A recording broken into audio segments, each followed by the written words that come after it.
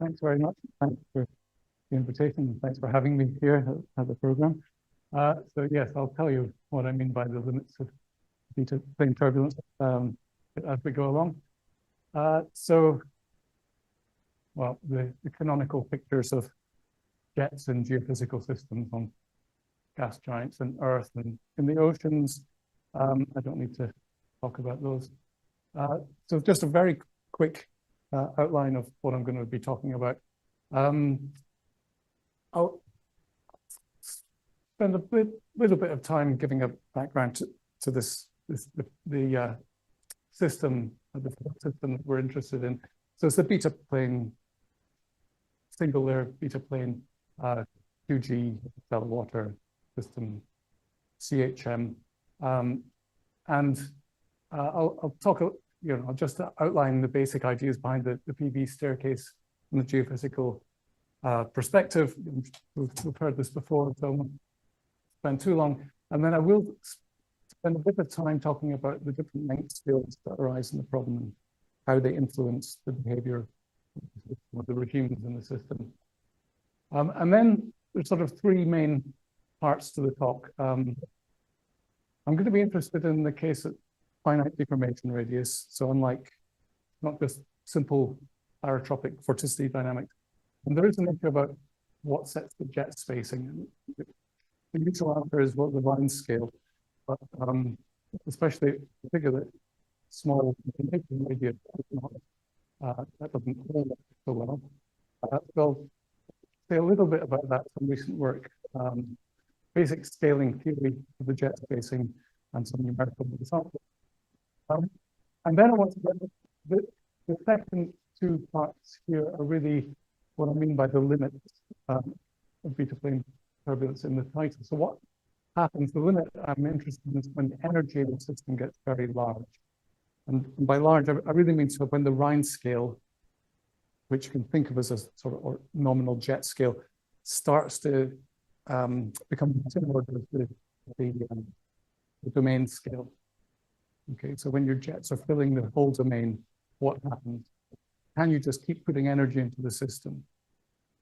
Okay, so that's the one thing. And then sort of a related thing is, what happens if you just set beta equal to 0 and we'll look at this standard 2D case? Well, there's a condensate forms of a vortex dipole. So I want to spend a bit of time at the end talking about that and how it relates to the other work here. So I won't say anything more about that yet. Okay, so the physical system is, I mean, the atmosphere, oceans, the dominant features are the rotating and stratified and shallow aspect ratio. The simplest possible system is the 2D vorticity equation with a latitudinally varying background rotation. And it's just given by a potential vorticity. So that this is on the full sphere and this is on the beta plane. So I'm going to make that reduction, simplification and geometry first off. So there's a background potential vorticity gradient and then some relative vorticity. And the dynamics is just the material conservation of this quantity. Okay, so a slight generalization of that takes into account some aspect of the stratification. So the density stratification. And when you do that, you add a length scale, a deformation radius, either in the full stratified system where n is the buoyancy frequency, or in the shallow water equivalent, just thinking about a single layer, the equivalent of the NH here is just the free gravity wave speed of free surface waves. Okay, so that changes the potential vorticity slightly just by the addition of this one term, but it adds this length scale, which complicates the picture quite a lot. Okay, so that's the basic system. It's called the quasigeostrophic shallow water model, also known as the Charney-Hasegawa-Mima equation. That's the potential vorticity that I just showed on the beta plane, and satisfied by this material conservation. And I've added in here a possible forcing term and a possible damping term, and these really represent anything else that's not in this simple system of material conservation.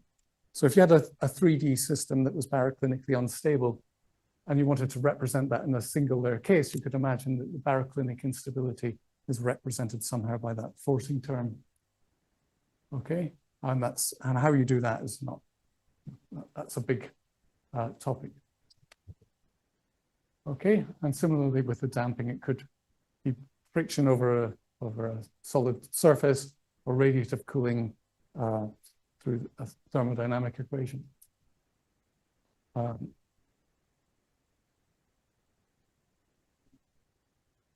Okay, so I said there are a number of length scales in this problem, and I tend to think about the regimes that arise as being dependent on or describable in terms of these length scales. So I'll just go through these. There's the domain scale and a viscous scale, sort of at opposite ends of this spectrum. And I'm going to assume for most of this, or well, let me qualify it, part of this talk, that these are so big and so small that we can completely ignore them. In the limits, I'm going to be relaxing this part and asking, well, what happens when you do actually start to approach that? But often these are just ignored. The dynamics is well resolved between those scales. So there's the deformation radius, there's a forcing scale, which is going to depend on your physical model, what you're trying to model.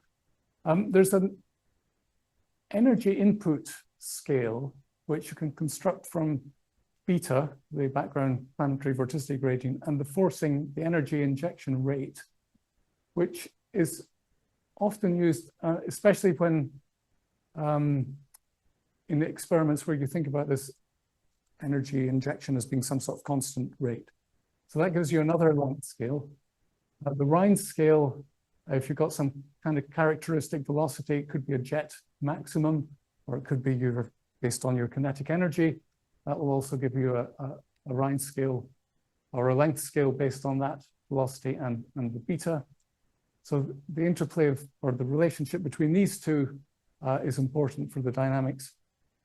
And then there's also a frictional scale, or some kind of dissipation scale. If D represents friction, then this is a frictional scale, and that may also have an effect.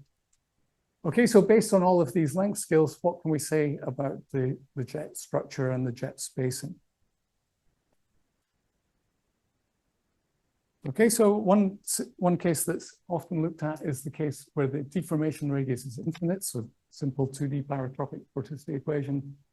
And the forcing is going to be very small. So if you often look at energy spectra, so this is the energy of the system as a function of wave number. The forcing is going to be down here somewhere, and you get, well, if you just start forcing at this end of the range, you'll get an upscale energy cascade, which remains isotropic for a period up until the energy starts to reach the, where is it, this L epsilon, the scale that's constructed from the energy input rate in beta.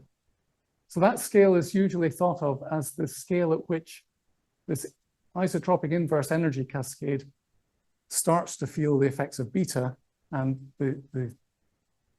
and starts to inhibit basically the energy cascade to large scales. So you get a steepening of the spectrum at this point.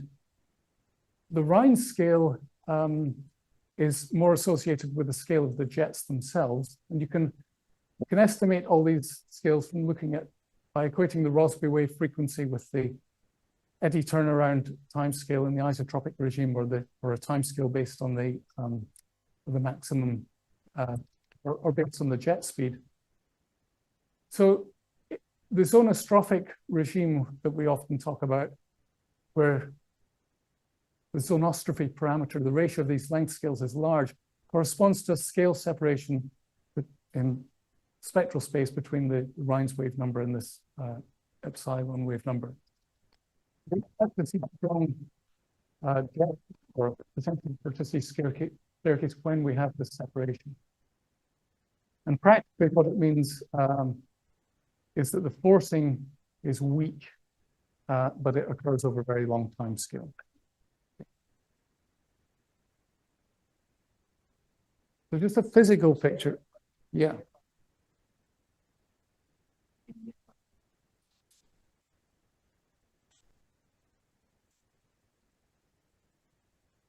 What do you mean? Where you made the statement.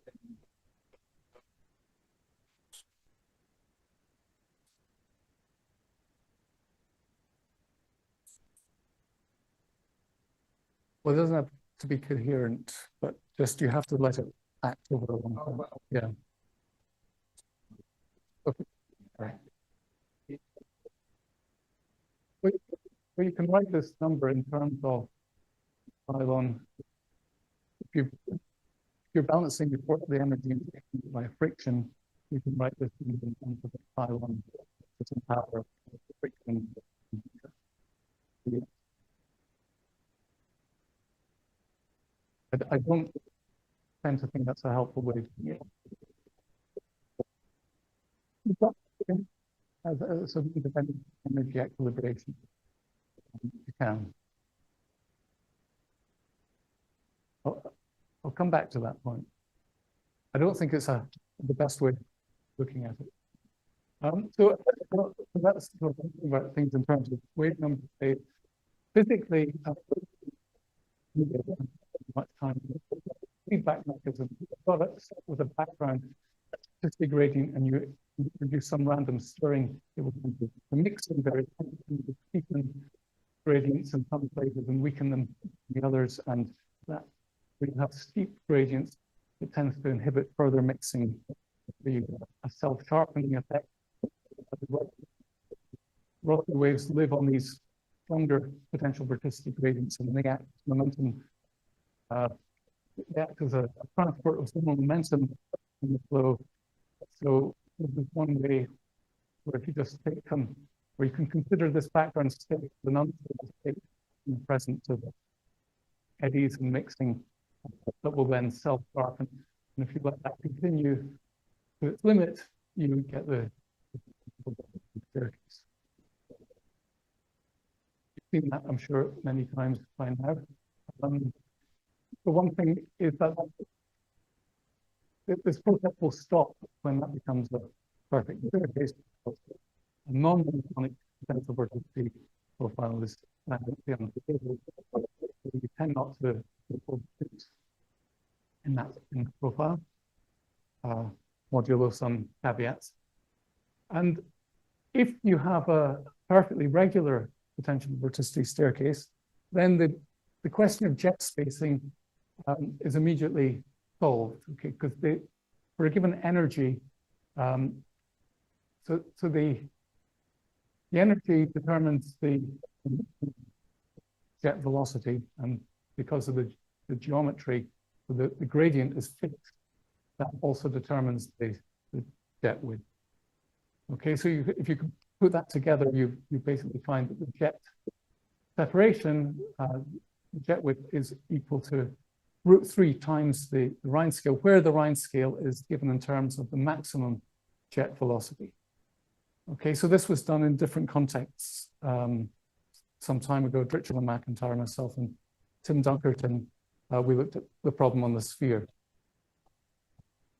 Okay, if you're focusing on energy input rate and you're damping with friction, what's not your normal control parameter is the RMS velocity, the kinetic energy, which is not the jet maximum, but you can relate the two, and you can recast this expression in terms of a Rhines scale that's based on the RMS velocity. If you want to do that, you just get a different prefactor.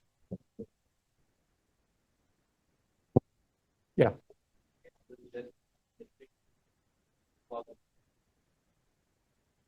So it's peaked because of the gradients here. So it's the relation between the velocity and the velocity. So velocity is d by dy, d by dy u. So if you take this profile with this continuity, you have to the jump in the gradient, the velocity. and here where Q is well mixed, you just have a parabolic U. If Q is constant, U is a parabolic. Does that make sense? No. I mean, Q being constant means that the relative vorticity is linear. It's beta y or negative beta y. And that gives you your U profile. The relation between these two. Okay, so what about the role?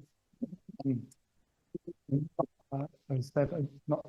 So this is the expression I mentioned earlier when you asked about if you can express it in terms of the a priori, in terms of the energy injection rate and friction. So this is often used as a way in numerical experiment. I can force it, have a constant force with some friction and get an a priori estimate of the energy in the system and a priori estimate of number. The reason that I don't like the way of looking at it so much is that the friction itself is not playing a dynamical role in the equilibration. It comes into the balance of the energy input rate, but which fixes your final energy. But dynamically, it doesn't seem to be doing much else. So you can think about a frictional length scale based on the jet speed and the friction coefficient. But if you write this in terms of the Rhines scale and epsilon, you see that it's Rhines scale of about 5th power times the Rhines scale. And in the chronostrophic regime, where this is large, it's not that big, doesn't have a big, it is a way of, convenient way of reaching energy equilibration. But in a lot of what I'm going to show today, I'm not going to use that. But we can instead quasi-stationary experiments where I have no friction at all, and I just let the energy increase gradually over time. And it works because the force from the weak for the energy is increasing very slowly. But you tend to speak about the equilibrium states. And if you test this against with friction, it's a very good read. It doesn't look good.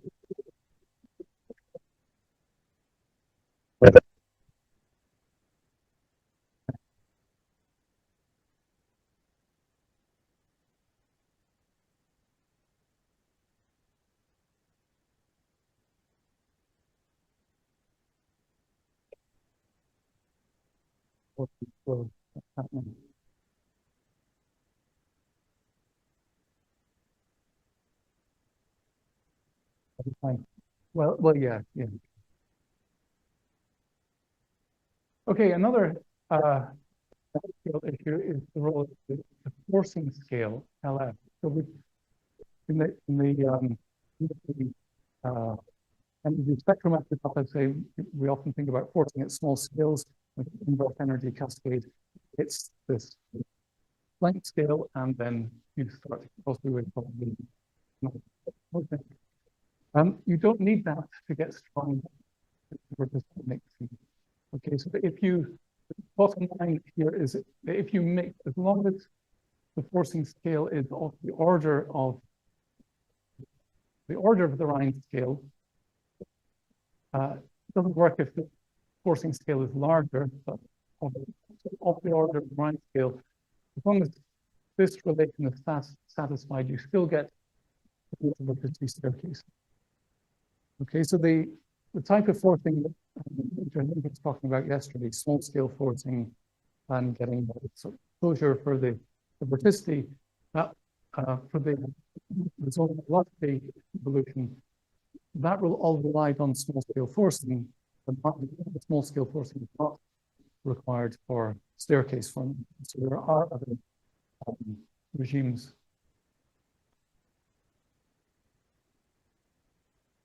Okay, so just a couple of examples to illustrate. These are always work.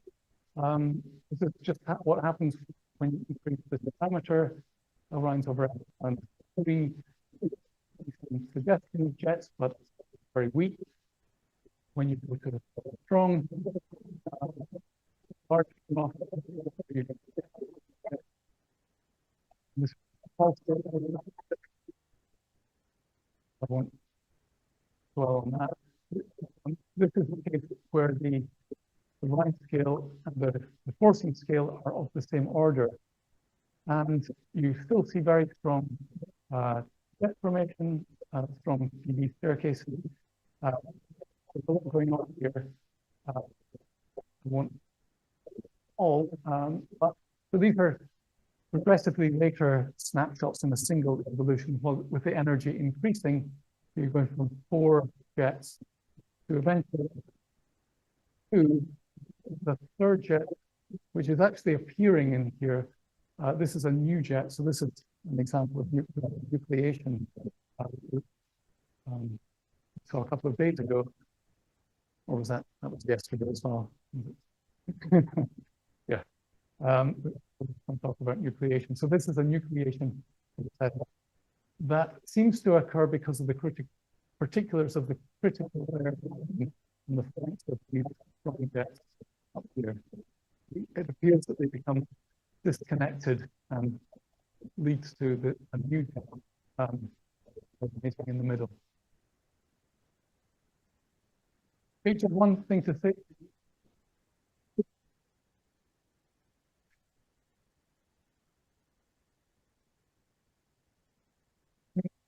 Yes, but this is a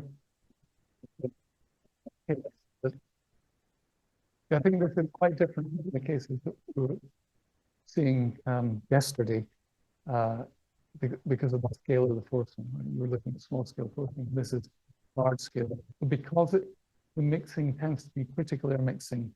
So what I think is happening is the critical layers in the flanks of these jets. And as the jet grows because the energy is increasing, they become disconnected. It's a mixing here and mixing here, but there's no mixing across the whole domain. And that leads to a new jet.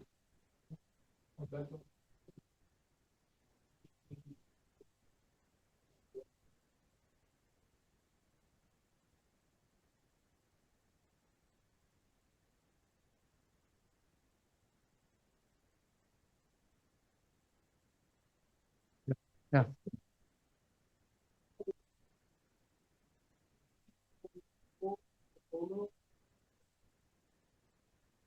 Normally, yes. Normally, you apply.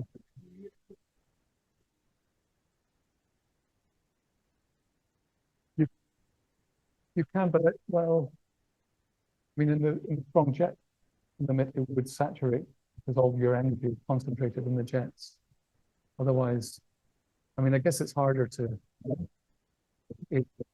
set an a priori estimate in your energy doing it.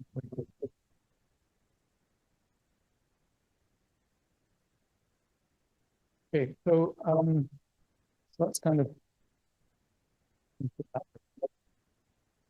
while over there. The first thing, that those examples were infinite deformation radius, the 2D paratropic. What happens when you introduce a finite deformation radius? So there are big changes to what happens, especially when the ratio of L1 to deformation radius starts to get large. The reason is that the PV inversion, so the relation between the potential vorticity and the flow, becomes much more local. You have a more rapid decay. If you have a PV anomaly, there's a more rapid decay of the induced stream function from that.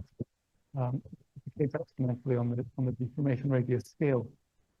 And that has various consequences. One is that the jets start to meander a lot more than they do otherwise. I mean, we already have waves jet. They start to look more meandering and less wave-like, more yeah, the meanders are stronger, basically. The long jet velocity becomes concentrated in the jet core. Again, a direct result of this, the locality of the PV inversion. And that has some advantages. some estimates based on that. And also the interaction between adjacent jets becomes weaker. So is there anything that we can say about the jet spacing in this regime? So just an example of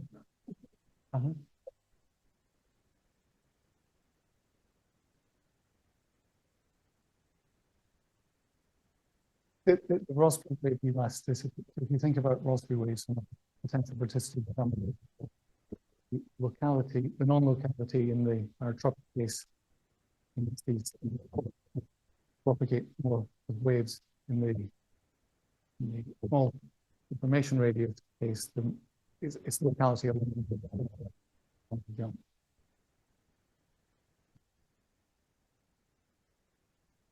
Okay, so there was some, back in the Birchall and McIntyre paper, they did make an estimate for the jet spacing in the large, in the small deformation radius limit. But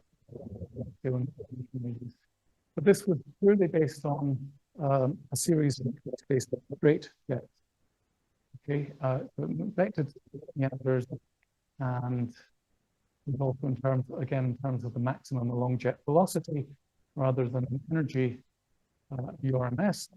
But just the main thing is the neglect of the jet meanders.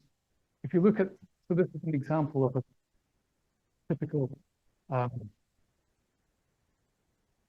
turbulent field at small radius. The pattern of, so there is a staircase in this situation, I would argue. If you take a zonal average of this, you don't see it. Okay, you have to take some sort of jet following average, equivalent latitude type average. So that, but this is the potential vorticity field here, and it is very well mixed between jets. The jets are going all over the place, and some of them are completely closed loops. There are strong vortices. Yeah, how can you come up with a jet spacing? I mean, there's certainly anything based on straight jets is not going to apply here. Okay, so that's one question.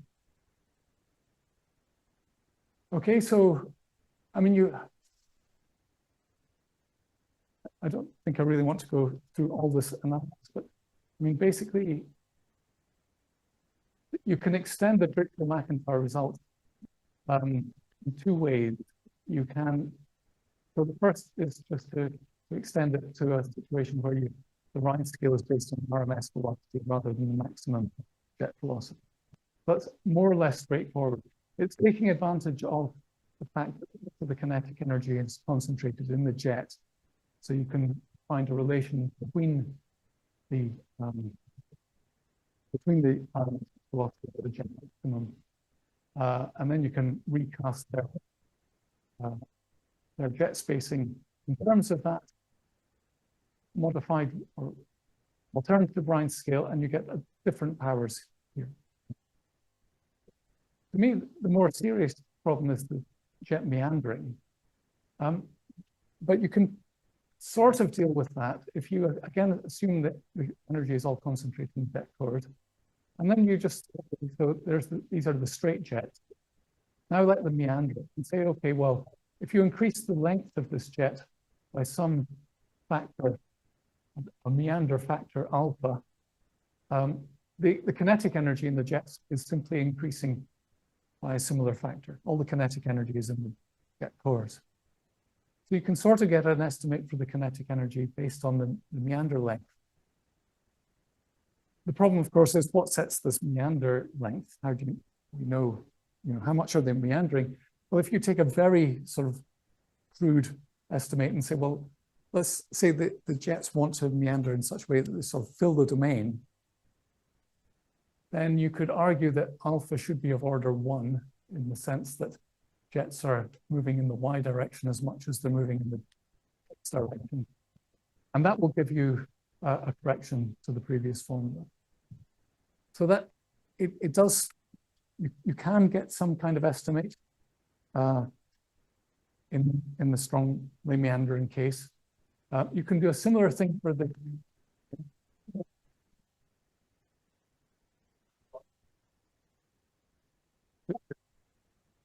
So here, this one, yeah.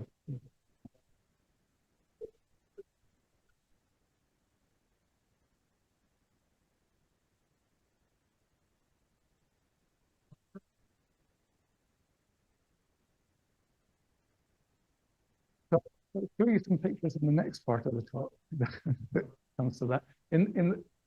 At this point, it's very irregular, the time dependence. These things are moving all over the place.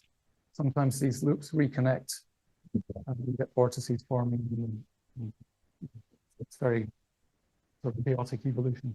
In the limits where the energy is very large, things start to settle down. But so I'll show you some pictures. Some movies.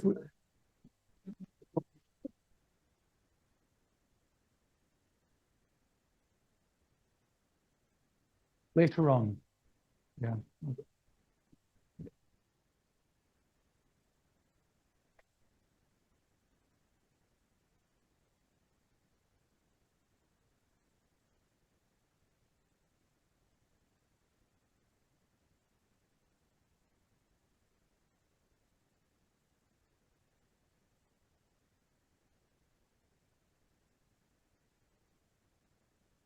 I don't think anybody's.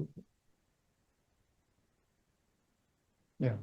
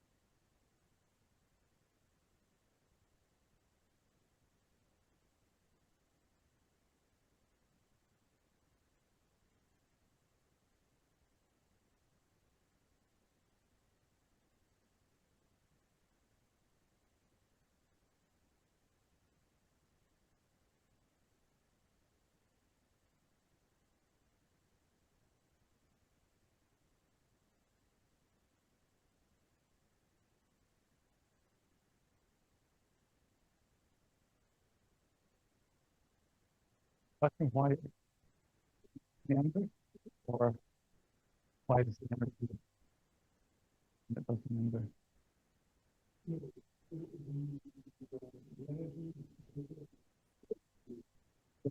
I mean, that, yeah.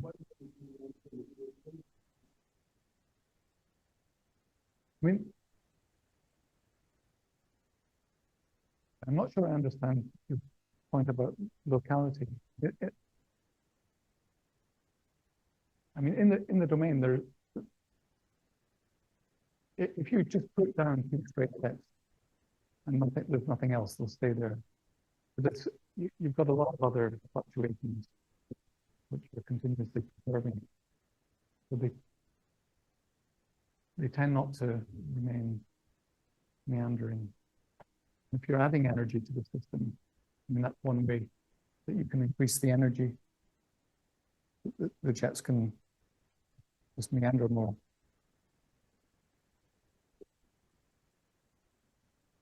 Yeah.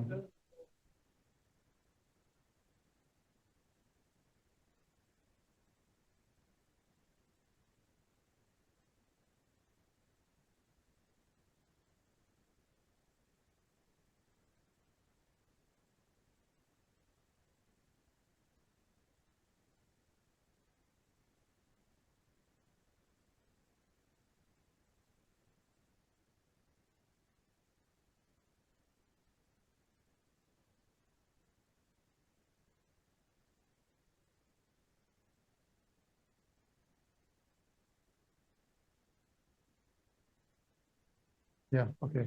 Yeah. Yeah. Okay. You can also look at the difference or the relative amounts of kinetic and potential energy in the system. I think I probably shouldn't, because there's other things I want to talk about.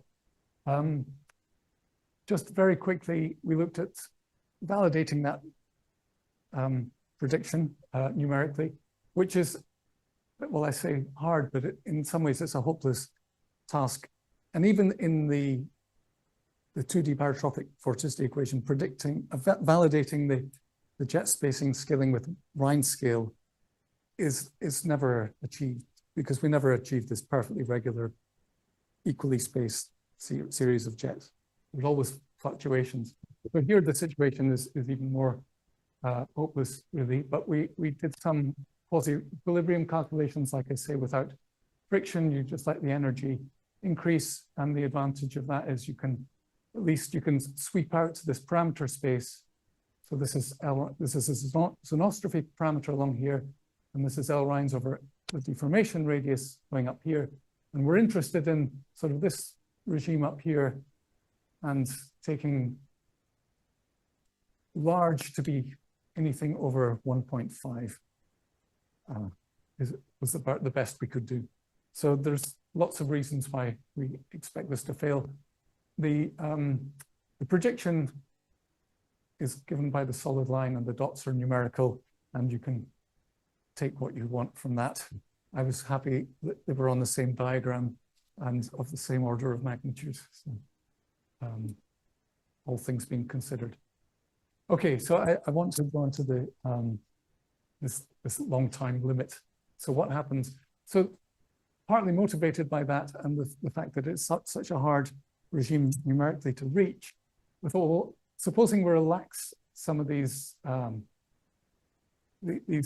requirements, in particular, just keep forcing it so that the Rhines scale, or the energy it's growing, eventually reaches the domain scale. All right. So previously we were worried about staying away from the domain scale because you don't want domain effects. But what happens if you just, okay, say let's let it keep growing? So first, just think about the straightjet case, and forget about deformation radius. The jet scale will grow as the energy to the 1/4, just from the dependence in the Rhines scale. If you keep increasing this, eventually the jet scale is going to reach the domain. So what happens is that you'll start off with a number of jets, and they will gradually merge, and then you'll have one jet left. And then what? So if you keep adding energy, something else must happen. Okay, so in beta equals 0, there's a well-known problem of condensation. So the flow saturates in the Gravis mode, and you get a strong dipole. So in a way, what we're asking is, what's the analogous condensate problem in the beta plane case? Okay, so this is what the beta equals 0 case looks like.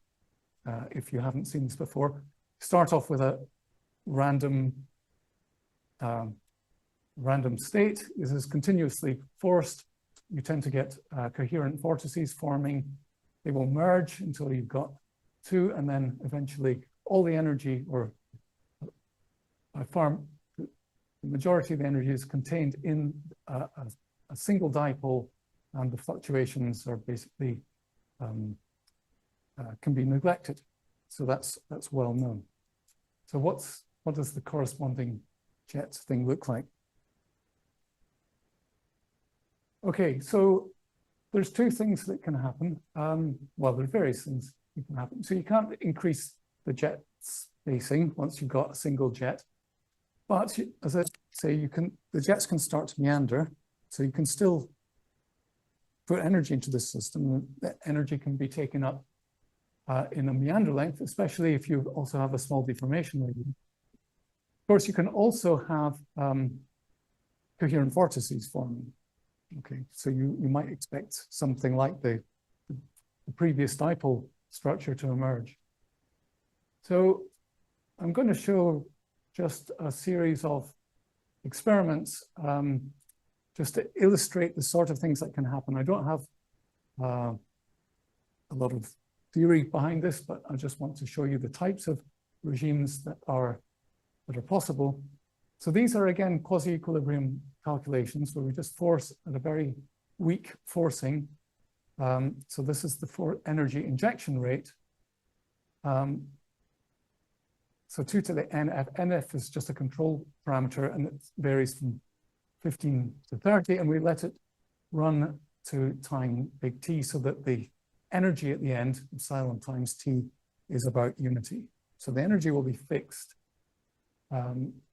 Beta is 1. The domain is 2 pi. And yeah, so that sort of sets the length scale. And relative to that, these are long calculations. If NF is 30, this 2 to the 30 is about 1 billion. So these are long integrations. And partly excusing the very low resolution that we're having to run at. Okay, so these are, they're not high resolution experiments, but they're very long time. And I would argue that the low resolution doesn't really matter because the interesting things are at the domain scale anyway. Okay, and we look at a series of deformation radii or deformation length scales or inverse wave numbers from 1 to 16. So these are the energy growth rates as a function of time. What's what? The black line is the total energy, and the green line is the potential energy. For the case with KD equals 4, so in that case, most of the energy is going into potential energy. The kinetic energy is in red. Blue is entropy. I won't say anything about that. Kinetic energy is in red. It's mostly growing linearly. It's much smaller as well. It's rescaled here by the deformation radius squared. Just so you can see it, otherwise it would be down here.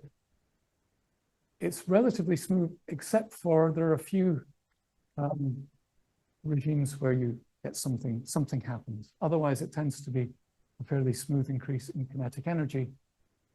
And I'll sort of go over some of these increases. So at early time, look at the middle one.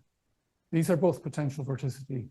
One advantage about forcing with very weak forcing, this is a turbulent flow, but the fluctuations are so weak, we can actually plot the vorticity. And I find it easier to see in some cases than the color. The color will give you a sense about this is low down here and high up there. The background beta increases by 2 pi from there to there. And the bottom is the speed field, which, or the speed squared, which gives you an idea about the concentration of energy in the jets. So at early time, there are basically 3 jets across the domain. One is strongly meandering around a coherent vortex. And then as the energy increases, so you move to this end state or later state, still relatively early, where 2 jets have merged into 1, and you have a single meandering jet. The way it gets there is somewhat interesting because you would expect perhaps these 2 straightest jets to be the obvious ones for a merger. In fact, what happens is this jet tends to elongate until it interacts with this vortex. You get a complicated transient thing happening, and then it emerges on the other side, and then these 2 jets merge. Okay, so there's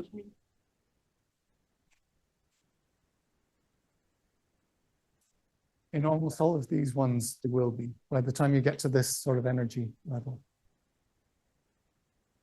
But you know, earlier on, before you hit the domain scale, not always. Okay, so near that transition, there's a lot of transients going on, and then but afterwards it sort of emerges again into the fairly regular state. So this is, I think, what you were asking earlier. Yeah. So this pattern is very robust. It just translates uniformly in time.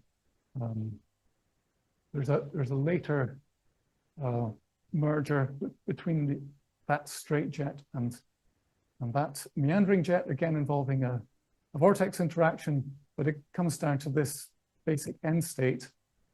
So this is at t equals 0.5 of however many million, you know, the final energy. And then you can't have any more jet mergers. The only thing that can happen is that these vortices in the meander just keeps increasing. And the only reason it can do that here is because it's a doubly periodic domain. So this becomes slightly artificial at this point. Maybe not slightly artificial. It's less geophysical here.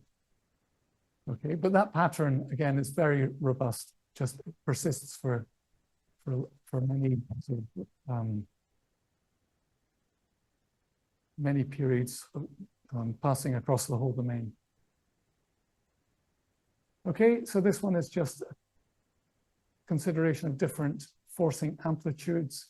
So you're basically seeing the same pattern at all forcing amplitudes, and this is the one higher resolution case that we ran. And it basically shows the same thing. I don't think there's an issue about numerical convergence here. It's a very robust pattern. Okay, you can let this run even longer. Let's look at the contour plot. As I say, the meanders just keep growing. Oops. Where am I? To the point where you've got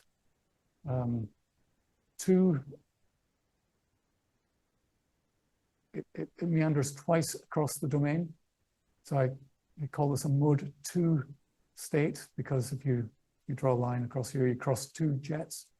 But you know, in principle, that just keeps going. You get some interesting behavior where the jet, this one, will interact with this vortex. This lobe comes close to that vortex. It pinches off a loop, which spends some time on the vortex and then contracts around the vortex to that state, while another one appears. So it looks like you've gone from a steadily translating state.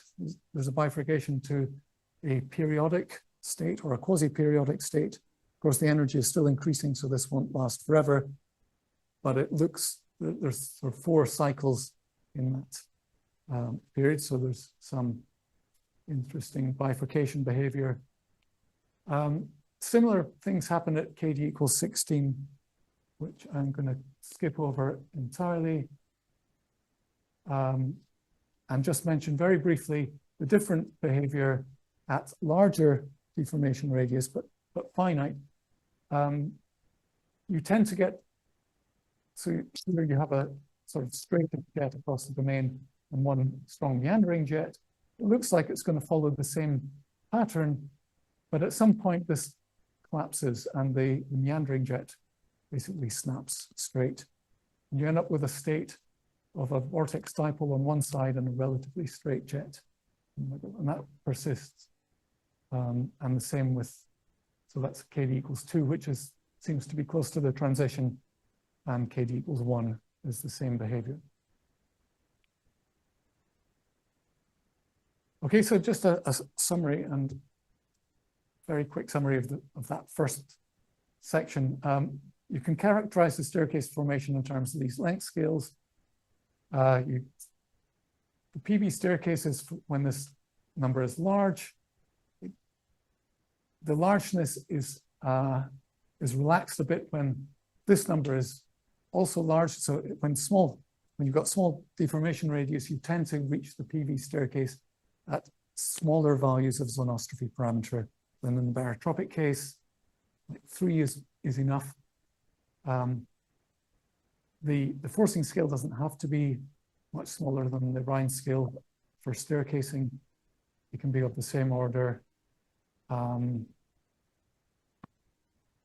And you can use the fact that all the kinetic energy is concentrated in the jet cores to come up with an estimate of the jet spacing in terms of the of these parameters in the small deformation radius case.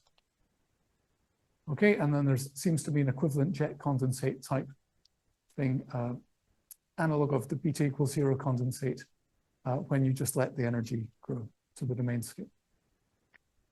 Okay, and as I said, this is all particular to the periodic domain, and one thing that's been on my list for a while now, and I need to get on with it, is to extend this to spherical geometry. It's more relevant to a geophysical situation. So in the last few minutes, I want to spend on going back to this beta equals 0 case and infinite deformation radius case. So this fundamental condensate problem of 2D barotropic vorticity that's been looked at by Laurie et al. And co-workers in various papers around 10 years ago. And they made some predictions based on the, if you can estimate the eddy fluxes on the assumption that the fluctuations in the flow are much smaller than mean flow.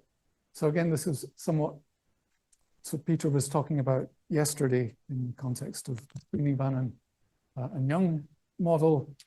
And that gives you a closure, and it gives you a prediction for the final state vorticity of this dipole. So the vorticity profile is predicted to have a 1/r profile with radius from the dipole from the vortex core. Obviously, that doesn't extend to r equals 0. There's some viscous core, which they don't consider. Well, it's considered in other papers. And the velocity field associated with that is a uniform velocity. So no radial dependence. And they look at various timescales and find estimates for when you will expect to see this condensate regime. And it basically requires this parameter, which they call delta, which is a ratio of timescales, an eddy timescale, and the frictional timescale to be much smaller than 1. Okay, so that gives you your basic condensate. Now I've repeated some of these experiments. Yeah, well, let me just, okay, before I say that, you've got a vorticity gradient on these dipoles, on these vortices. Would we expect some kind of inhomogeneous mixing? In this, can we think about this vorticity gradient on the dipole in the same way as we think about the beta y gradient, or in some analogous way of the planetary vorticity gradient? And this has been looked at in part by Turner et al. In a couple of papers 10 or more years ago. They considered a Gaussian vortex, so they weren't thinking about the condensate in particular, but a Gaussian vortex in random strain will give you inhomogeneous mixing. And you can play sort of idealized games with, if you've got your 1/r vorticity profile, you can say, okay, what does it look like if I just apply some down gradient mixing here or some up gradient mixing, just purely analogous to the staircase constructions in GFT. Okay, and you can also look at, well, what are the equivalent Rhines scales and epsilons and so on for the vorticity profile? So if you think about your beta as being your vorticity gradient, well, vorticity is 1/r. So if you plug that into your Rhines scale, you get that the Rhines scale depends on the distance from the vortex core, with its scales like r. And you can plug that into you can estimate your L epsilon, plug that into your sonostrophy parameter, and so on. And then if you look at the values of delta, so this small parameter that was used for the estimating getting the vorticity condensate, well, you find a sonostrophy parameter, depending on what the values you choose for that, to be very large. Okay, so we're in the right regime for staircase formation, if we can sort of make this analogy. Okay, so this was the picture I flashed up earlier. This is 3 snapshots from a continuously forced case. There's no friction in this case, and again, I'm cheating slightly. I'm using a time-dependent forcing, rather a constant forcing with friction. It mimics the overall energy input rate. So the growth in total energy is the same as what you would get with a constant forcing plus friction, but there's no friction here. So it's a way of quickly getting to a condensate regime.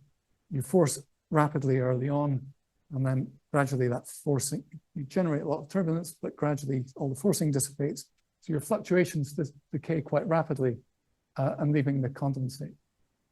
And you can see in this picture, I don't know if you saw it in the first time I flashed it up, but there's a suggestion of layering or staircase formation around that one, and also around that it's maybe harder to see in the colors. Okay, so there is, it does look like there is some kind of layering happening on the condensate itself. You can do different experiments. So this is done, again, these are, it's sort of a hard regime to reach numerically. So these are sort of ways around that. If you start with a perfect or an idealized condensate profile, as an initial condition, and then add some weak forcing, you can see, well, is that initial profile stable, or what are the disturbances that grow? And again, you see sort of staircasing or layering formation on these vortices. Okay, in all cases, it's quite a robust phenomenon. And you can zoom in on it, and you do see evidence of what looks like particular mixing in these cases. These are the vorticity profiles for different forcing. They're different cases. The blue one corresponds to the picture down here. There's actually an overturning. So these are hyper staircases in some sense, right? They're not mixing into a monotonic vorticity profile, but you're getting overshoots. Yeah, I don't know. It's possible that this is related to the Jackson and Nestler work that Peter talked about yesterday, where small-scale forcing will tend to force into a non-monotonic profile, and then some other kind of instability is required to smooth that out. It's a bit hard to tell in these. The resolution is marginal, I think, in these. You know, this is a zoom on quite a small feature. Okay, but it is there. And you can look at the evolution of these staircases. So this is the vorticity anomaly. So again, from the initial condition state where you have a well-defined vorticity profile to start with, you can look at the fluctuation, the relative fluctuation, and it tends to develop well-defined anomalies that persist over time. So this is a time going up the axis and radius from the core out. And there's various things going on. There's some of these look like they're migrating. There's transients. It looks in some cases like there's, well, I've called it merger and nucleation, but yeah, these things are coming and going. And it's possible there's transients. I mean, I was wondering why this structure hadn't been noticed in the Laurie et al., Frischmann et al. Papers. And they did a lot of very long time averaging. And it's possible that it was simply averaged out. Maybe this all goes away in a very long time average, but it does appear to be there over some substantial times. Okay, so that was kind of the second part that I wanted to make. So just a quick summary. The background vorticity of the condensate, even with no beta, does appear to exhibit a similar staircasing, maybe hyper staircasing. And you can look at, it looks like there's some particular mixing involved in the actual generation of these things. So I better stop there. Over. Thank you.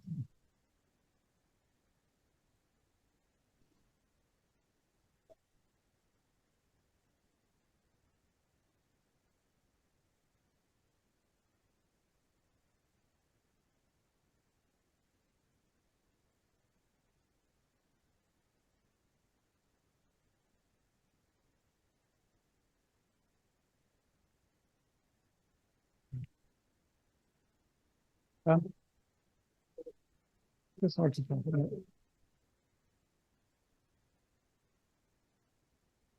Yes. This one. Yeah. Yeah. Well,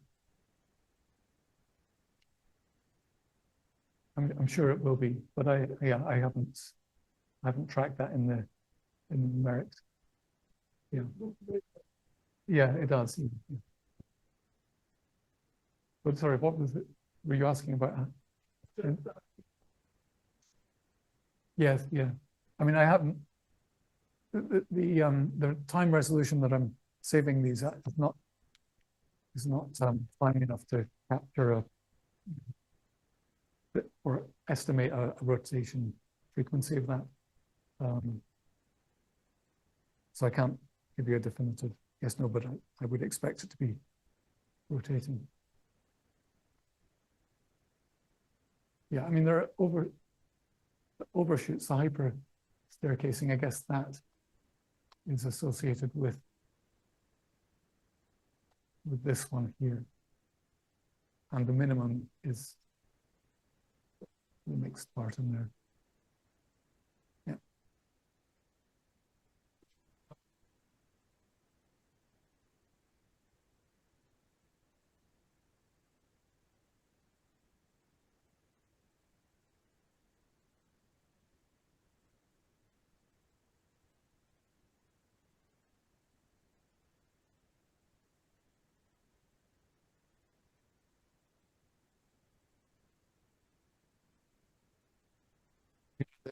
Part.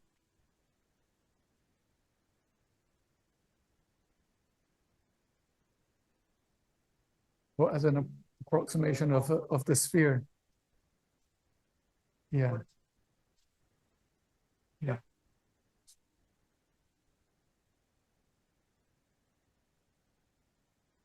Yeah, no, I know. And I think at that point when the jets,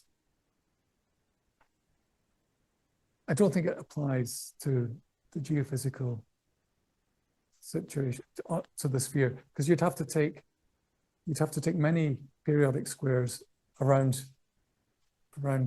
a latitude circle. So you're not really in that regime.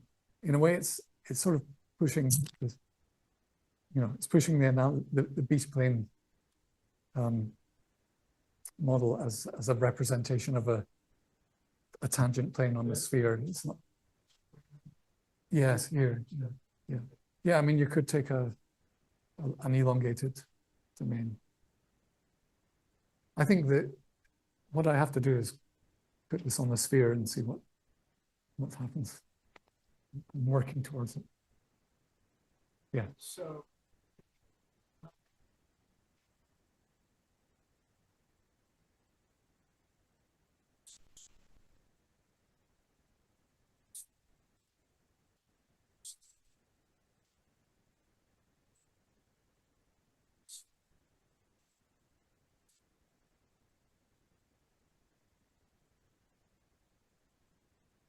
Equals one. The meander.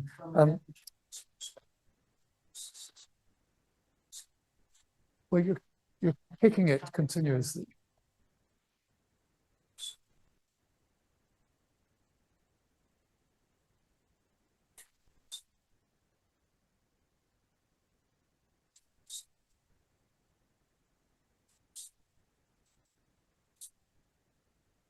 I mean, meandering seems a meandering state appears more general in a way than a straight jet. So I would ask the converse. Why would you expect it to be straight in a jet that's emerging in a turbulent background? Why would you expect it to be straight rather than meandering? I mean, if it's at small end, no, but if you can continually adding energy to the system.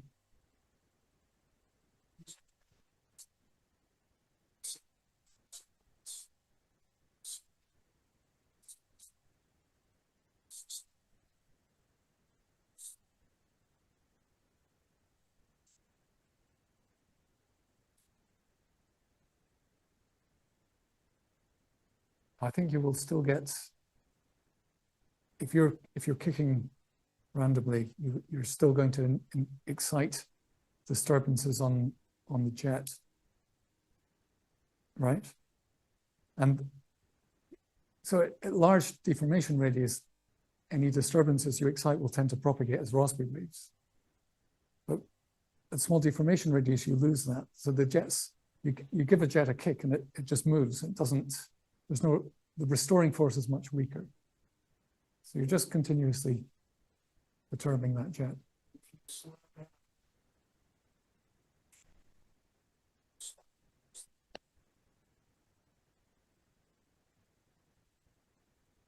Would expect it to. Don't think these ever return. No, I mean, even if you do, if you do freely decaying experiments where you start with a turbulent state at small deformation radius, your end state is the jets are still all over the place. They don't tend to a straight state at small LD.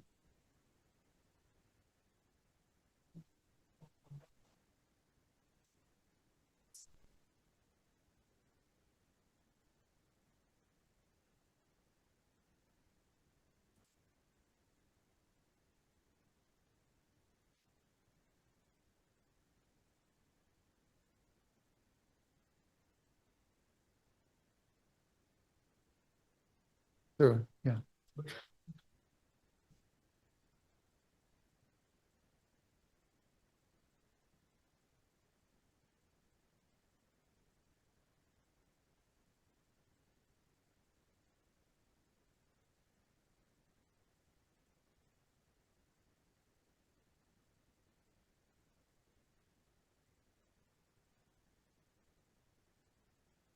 Not in these.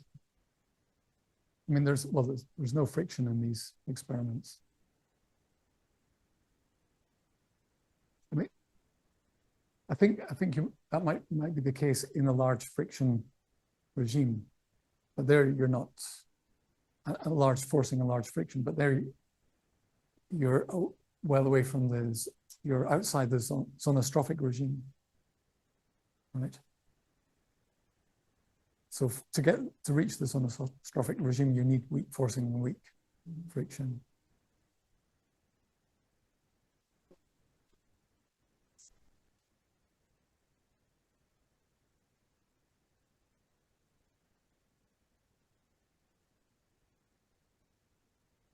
But in these experiments, that parameter is increasing. Yeah, with the energy, with the Rhines scale.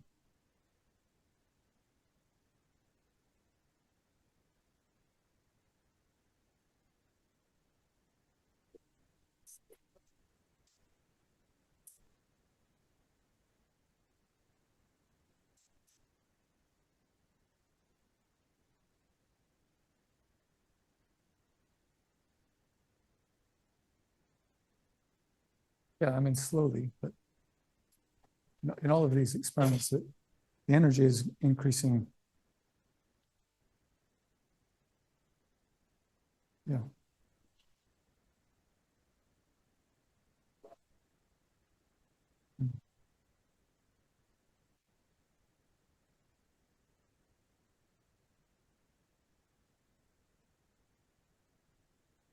Forcing.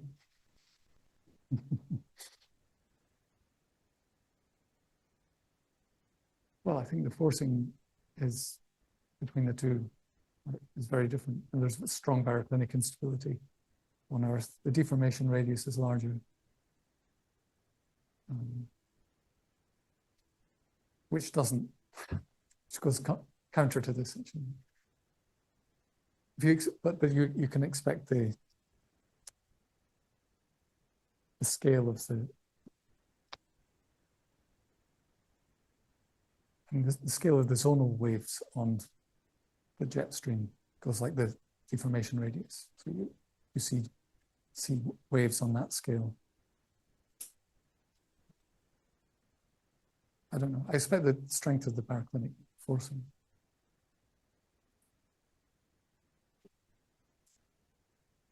Yeah.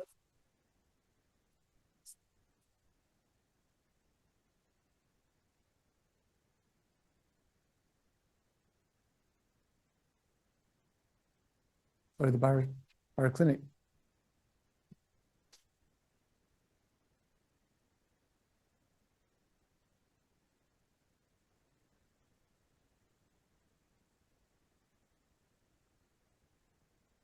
You mean baroclinic? Okay. Yeah. Yeah. Yes, I mean, there tends to be an equilibration of the baroclinic instability at the point where the potential vorticity is well mixed across the jet, or well, you know, depending on where you are.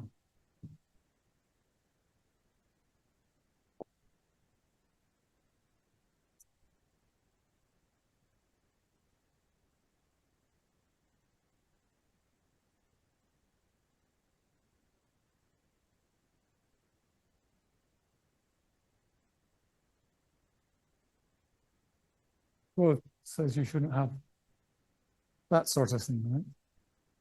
Yeah. A hyperstate.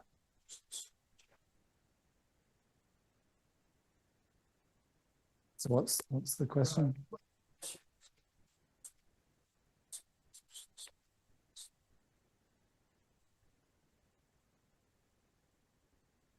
Well, I wasn't sure. So that's the barotropic instability as a limiting along the lines of what that Peter was talking about yesterday. Yeah.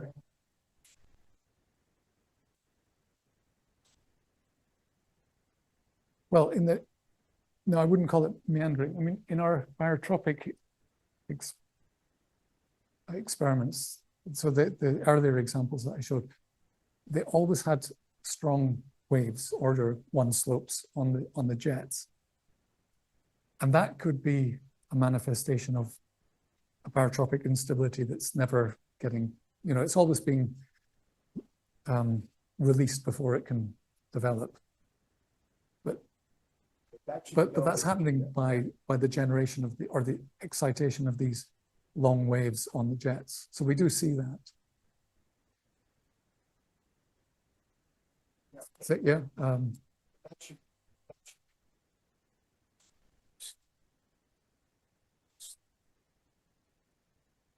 Yeah, possibly. Yeah. I mean, yeah, let me go back. Way back.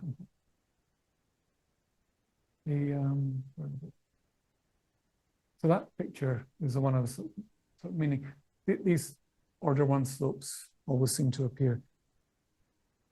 So you might not even need to scan beta because you have jets of different strengths in this case. So there's different PB jumps here and here. And maybe there's a relation between the wave number that's appearing. So there's a K4 there and a K6 there. So it might be, you might be able to relate it to the background.